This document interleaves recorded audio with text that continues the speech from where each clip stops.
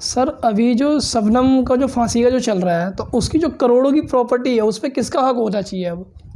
देखिए, शबनम सलीम में जो प्रॉपर्टी है उसकी निश्चित करोड़ों की हो, अरबों की हो, पैतृक होती है, पीढ़ी दर पीढ़ी है। संपत्ति तो ऐसी है हमारे देश की, पीढ़ी दर पीढ़ी चलती चली जाती है, संपत्ति हस्तांतरित होती चली जाती है अगली पीढ़ी को। और इसीलिए शबनम की भी है, शबनम शिक्षित है, सब कुछ है। लेकिन जो रेवेन्यू की धारा 144 कहती है उत्तर प्रदेश में कि फांसी की सज़ा प्राप्त व्यक्ति, जिसको फांसी की सज़ा भी हो गई है, प्राप्त व्यक्ति पर उसका अधिकार नहीं रहता है, उसकी संपत्ति पर, पैतृक संपत्ति पर उसका उत्तराधिकारी नहीं रहती है। तो अधिकार नहीं रहता तो किस में जाएगी? सरकार में जाएगी। अब विषय ये आता है, उसका एक 12 साल का लड़का है, तो हाँ, 12 साल का लड़का, यही बात है, 12 साल का लड़का है, उसको मिलनी चाहिए। लेकिन उसमें दिक्कतें आ रही हैं कि नहीं, ये तो उसकी संपत्ति है, वो किसी को नहीं मिलेगी, वो तो सरकार में जाएगी। यहाँ पे बहुत बारीक बात है कि जब यह अपराध हुआ, अपराध होने से पहले तो शबनम ठीक थी, कोई कमी नहीं थी, और अपराध होने से पहले वो 2 महीने की गर्भवती थी। यानी कि जो आज 12 साल का ताज है वो 2 महीने का भ्रूण था उसके पेट में जब अपराध हुआ।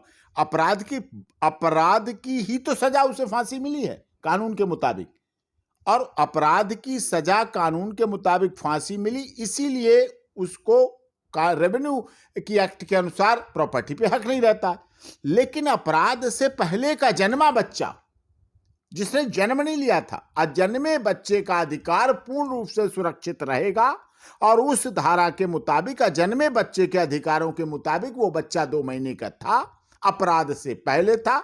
जब अपराध से पहले शबनम ने वारिस बना दिया, जब अपराध होने से पहले शबनम ने अपनी वारिस, लीगल हेयर जिसे कहते हैं, कानूनी उत्तराधिकारी कहते हैं, वो ताज भ्रूण हो चुका है, और उसके बाद उसका जन्म होता है, जेल में डिलीवरी होती है। आज वो 12 साल का है, वो अपने गार्जियंस के पास है, नेचुरल गार्जियन उसके जेल में है, वो बाहरी गार्जियंस के पास है। तो उस पर क्यों रोका जा सकता है उसको उसकी संपत्ति से?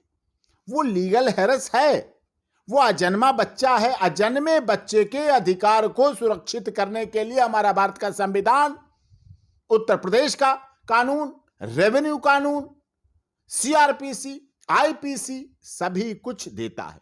अजन्मे बच्चे के अधिकार हर सूरत में सुरक्षित रहने चाहिए, ये अति आवश्यक है। इसमें कुछ लोग लीगलिटी में कह रहे हैं नहीं, उसे नहीं मिलेगी। उसे क्यों नहीं मिलेगी? क्यों वो जाएगी? उसका उत्तराधिकारी क्यों नहीं है? जब घटना से पहले, बहुत बारीक बात है, घटना से पहले उसे घटना की तो सजा दी जा रही है ना, और तो कुछ उसका अपराध नहीं, कोई क्रिमिनल रिकॉर्ड तो नहीं, वो हैबिचुअल क्रिमिनल नहीं, प्रोफेशनल क्रिमिनल नहीं। शबनम सलीम कोई प्रोफेशनल क्रिमिनल तो नहीं है, हैबिचुअल ऑफेंडर नहीं है, कोई लिस्ट नहीं उनके क्राइम की, क्राइम एंटीसीडेंट नहीं है, फर्स्ट क्राइम था, पहला अपराध था उनका।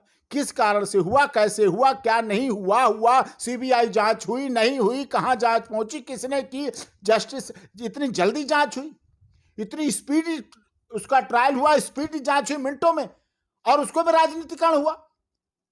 जब एक केस, जब यहां 7 लोगों की मौत हुई तो तत्कालीन मुख्यमंत्री मायावती जी तुरंत वहां पहुंच गई। क्या कारण था? आपकी संवेदनाएं हैं, आपके प्रदेश के नागरिक हैं, आपके प्रदेश के लोग हैं, लेकिन आपने क्यों कहा जल्दी इसका कर दीजिए? क्या सीआरपीसी को आप पार कर रही हैं? क्या कारण थे आपने इसका जल्दी इन्वेस्टिगेशन कर दीजिए? जब मुख्यमंत्री की तरफ से आ जाए कि जल्दी इन्वेस्टिगेशन कर दीजिए, इसका अर्थ आप समझते हैं, लादो पोतो लीपा पोती करो और जल्दी से भेजो। और इसका फल है शबनम सलीम, इसी का परिणाम है जल्दबाजी का।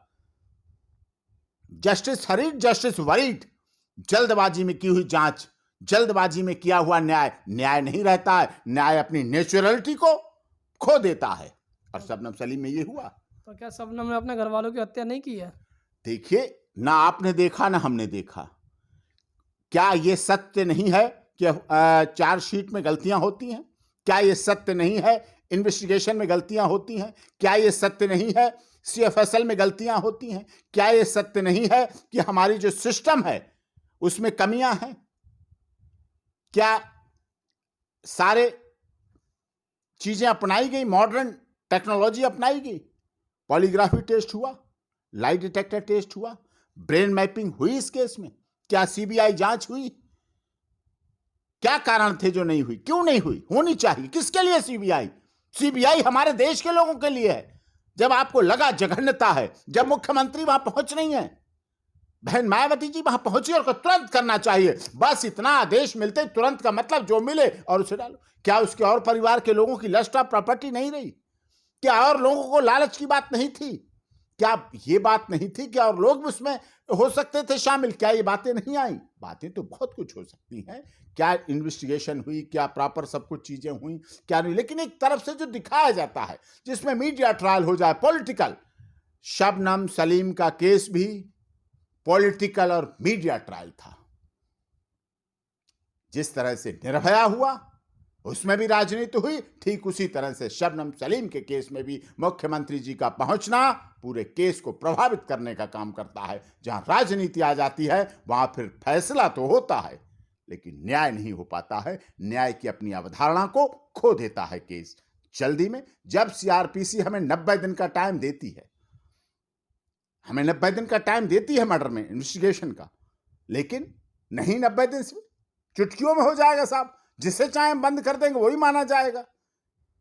इसीलिए तो मैं कहता हूं, फांसी का फंदा गरीब के गले में ही फिट बैठता है, अमीर के गले के लिए नहीं बना है। यही फर्क है, क्योंकि उसके लिए सब कुछ होता है।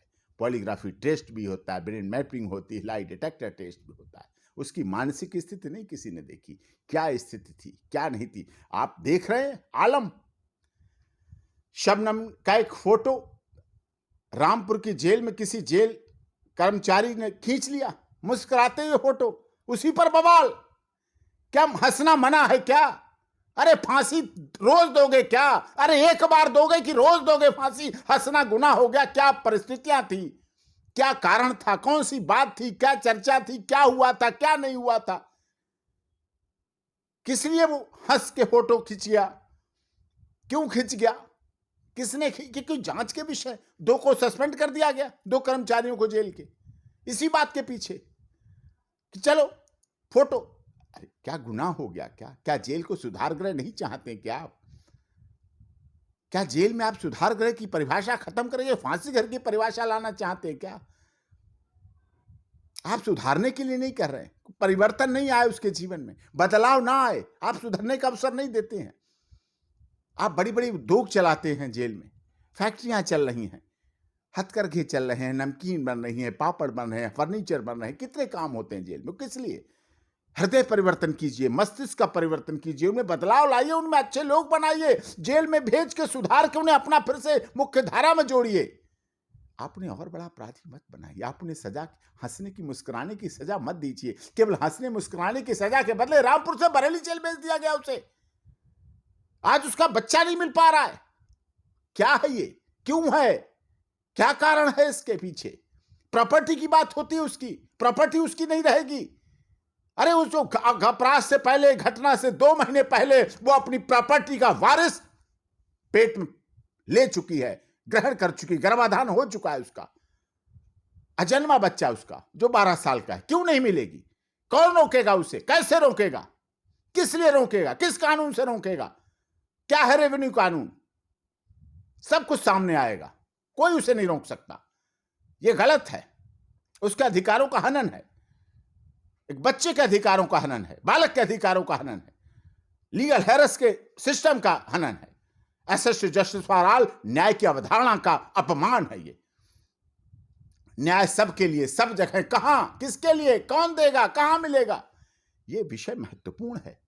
इसलिए जब तक आप इसकी गहराई में नहीं जाएंगे और ये कह देने से कि नहीं उसको मिल सकता, बहुत इंपॉर्टेंट बात है, ये बहुत समझदारी की बात है। आपको सोचना पड़ेगा, आपको समझना पड़ेगा, आपको ऐसा करना पड़ेगा। ये केवल शबनम सलीम की बात नहीं है, ये कानून का इंटरप्रिटेशन है। हमारा अनुच्छेद की, क्या अनुच्छेद में छेद करना चाह रहे हैं आप? जब अजन्मा बच्चा है और अजन्मे बच्चे के अधिकारों से कोई किसी तरह से नहीं रोक सकता है, ये आवश्यक है, ये बिल्कुल आवश्यक है।